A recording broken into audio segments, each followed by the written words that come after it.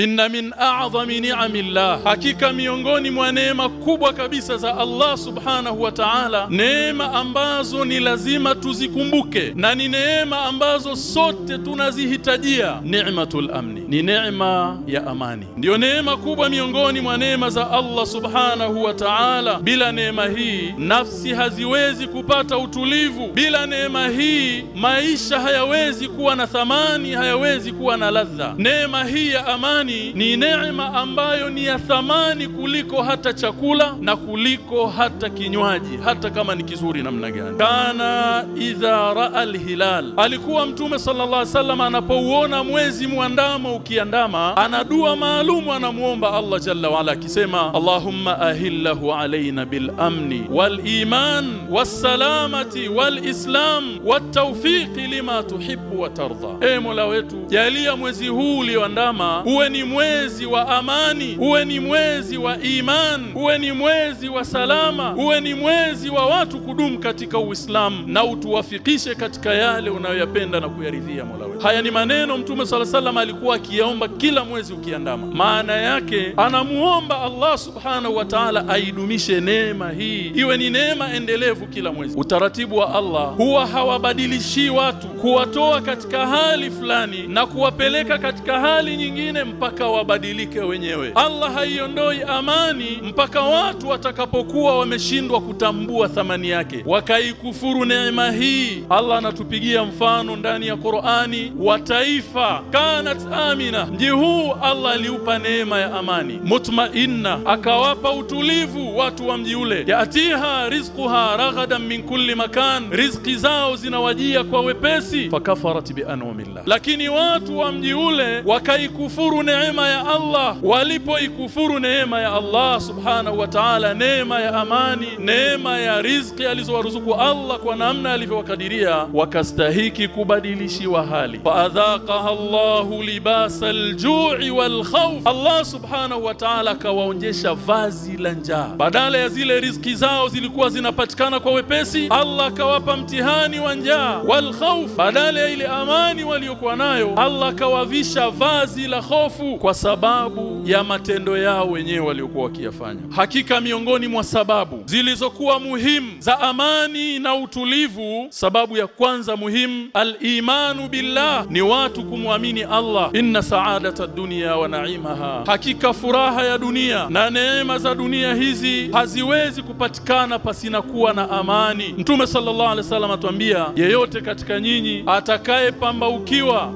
aminan fi sirbi, nyumbani kwake amani imetawala, muafa fi jasadi, afya ipo, unaamka asubuhi unajikuta alhamdulillah afya iko vizuri, nyumbani kwako wako salama wazima, indahu qutu yaumihi, ana chakula cha siku yake ile moja tu, huyu Mtume anasema ni kama amemiliki dunia yote na vilivyomo. Kwa nini Mtume sallallahu alaihi wasallam hakusema ana akiba ya kesho na kesho kutwa? Kwa sababu mwanadamu ana siku tatu, ndugu zangu katika imani. Siku ya kwanza ni jana, imepita wala haiwezi kurudi. Siku ya pili ni kesho, hauna uhakika nayo. Lakini siku ya tatu ni leo, ishi leo. Fakaanna mahizati lahu dunia, ni kama vile mtu huyu amepewa dunia. Ni wajibu wa kila Muislamu mwenye utambuzi, mwenye kujielewa, awe ni sababu ya kuichunga na kuilinda neema hii, kwa sababu maisha bila neema hii la tutaq, hayawezekani ndugu zangu katika imani. Na neema kawaida huwa zinathibiti na kubakia kwa kushukuriwa. Swala la kuthamini na kulinda neema hii ni jukumu la jamii kwa ujumla. Al-amnu ni'matul jamii, amani ni neema yetu sote, kila mmoja anaihitajia neema hii. Na hivi ndio Uislamu unavyotuelekeza kulinda na kuzithamini neema za Allah subhanahu wa ta'ala na kuzichunga. Neema ya amani na utulivu ni neema ambayo inapoondoka kwa kusababisha sababu za kuondoka, wallahi ndugu zangu katika imani, kuirejesha mara nyingi inakuwa ni jambo ambalo ni muhali.